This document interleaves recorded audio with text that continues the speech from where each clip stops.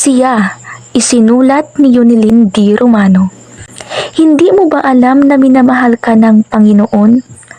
Panginoon na nagmamahal sa iyo noon pa man hanggang ngayon. Hanggang ngayon ikaw pa rin ang laman ng kanyang puso't isipan.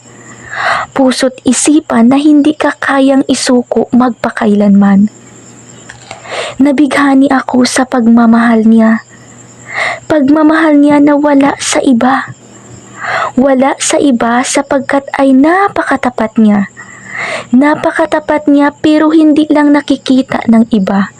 Iba kasi ang laman ng puso't isipan ng kanyang mga sinisinta.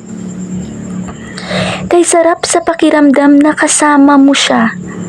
Siya na iniligtas ka para makilala mo siya. Siya na ipinagtanggol ka upang mamahalin mo siya. Siya na hindi ka isinusuko upang sa kanya'y sumunod ka. May iba pa bang nagmamahal na katulad niya?